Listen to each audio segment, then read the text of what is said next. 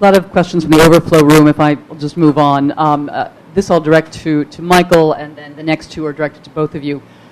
Question, if the domestic political situation in the U.S. is unfavorable to building trust in Iran, let alone restarting broad negotiations, how can Obama proceed with engagement? Michael, for both of you, you both mentioned using other countries to achieve results with Iran. What do you think about the agreement sponsored by Turkey and Brazil? Maybe we can talk briefly about that. Was it just a joke? Ask this person. And also, when is it expected that Iran will possess nuclear weapons? Let's begin with Michael and the question of engagement. An actual date, or is it just...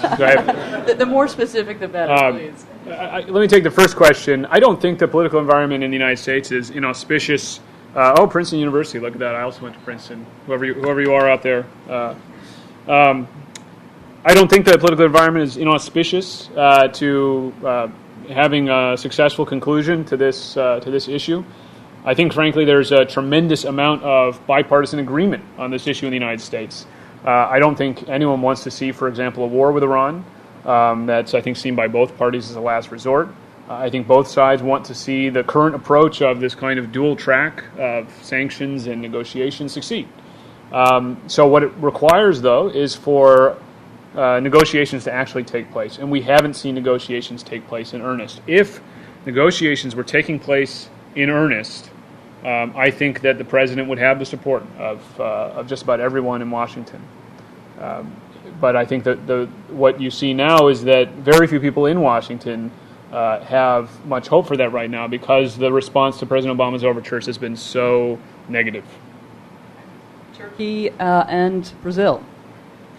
I think it's interesting, particularly when we're talking about the many missed opportunities for diplomacy and the fact that the Iranians have rejected, and that sometimes in very strange ways, not picking up the phone, not returning the phone calls when the Europeans have tried to schedule another meeting at the P5+1.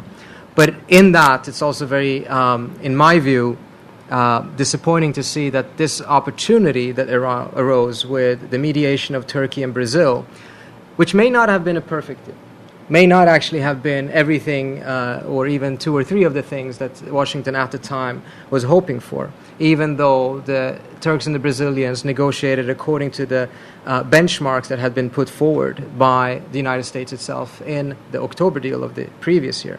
But nevertheless, I think one could have seen this as an opportunity to start a process. Just as Michael said, you can't get anything done unless you actually start talking. Well, there was an opportunity. One opportunity in which 1,200 kilos would have been shipped out, in which it would have taken place outside of Iran. It would have been instantaneous. It would not have been instantaneous, and some sort of infusion of trust seemed to have suddenly taken place. I think a lot of people in Washington were surprised to see that the Iranians agreed to it. Now, we will never necessarily know exactly how this would have worked out, but bottom line is this: for the last 30 years, opportunities for diplomacy between the United States and Iran have been very, very few and far between. When one such occurs, I think one should be very careful and study it very, very carefully before one chooses to reject it. The rejection of that deal may actually, and particularly the manner and the swiftness of the rejection of that deal, may actually be more important than the fact that it was rejected. Michael, your view on the Turkey-Brazil deal? Do you agree? No, I have a different view on the Turkey-Brazil deal. I think that the October 2009 iteration of the deal, my view of it was that it was an attempt by the Obama administration to test the Iranian regime's intentions, to build confidence. Frankly, the deal would not have gone very far at all towards resolving U.S. concerns about Iran's nuclear program. It was dealing with the research reactor, a separate issue really from the enrichment facilities and so forth. But it was a chance to see, are the Iranians interested in working with the United States, even on this very small thing? And it turned out in October 2009, the answer was no. We can argue about why that answer came back as no, but it did. That was the end result. I think that to the extent the October 2009 deal was meant to build confidence, the second iteration of that deal that came right as the sanctions were being finalized really was sort of confidence destroying. When you look at the document, there really was no deal there. It was simply principles that would have led into a rehash of what happened in October 2009, with the apparent sort of intention of simply staving off sanctions. I don't think that, frankly, the United States or even others who might be more sympathetic to Iran, Russia, China, saw this as anything but a transparent effort to stave off sanctions and didn't have any confidence that this was a great opportunity for diplomacy. That's not to say that it won't be picked up again in the future, but I think that there's value in international relations to when you say there are going to be consequences for specific actions to follow through on that, so that your word means something later on. Thank you. Some questions from the floor. We have a gentleman over here.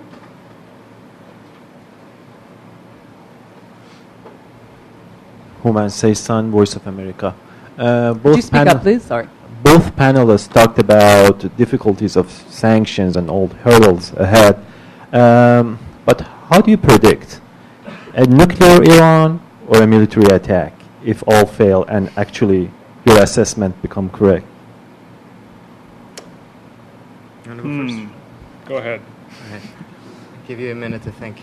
I fear that if options for diplomacy fail, particularly if we have a narrative that crystallizes here that says that not only did diplomacy fail in 2009, but diplomacy was exhausted. And you're going to have increasingly a situation in which the options are going to become take military action or make sure that the sanctions are successful. And mindful of the fact that many people in the administration themselves seem not to be fully convinced that sanctions really will work. And many of the critics of the administration don't seem to be convinced that sanctions will work either. I think we're, again, seeing a trajectory towards a much, much more difficult situation. Now, I want to say this. I do not foresee, personally, that in the short term, meaning in the next 2 years, that there is necessarily a very imminent threat of military action, including by Israel. But I do believe that one can perhaps interpret some of the latest articles and commentary on this, that an effort is being made to depict the administration as weak, frame the issue not as to whether Iran will or will not be bombed, but frame it as to who will bomb Iran, the US or Israel. And this is moving us into a situation in which it can be utilized for political purposes to be able to depict the president as weak, say that he's going to see Iran go nuclear on his watch because of his unwillingness to act. And that can become very effective and decisive in ensuring that the Obama administration only lasts another 2 years. And then when you have a different president in place in 2013, that can be a fundamental game changer on this question. But I want to emphasize, I don't foresee a significant risk in the short term. I don't think I could responsibly predict how this will end. I do think that there is still a window for a negotiated solution, for diplomacy to work. I've given you already my view on sort of what it will take for diplomacy to work. But I don't think we're at that point where it's a binary choice like the one you laid out.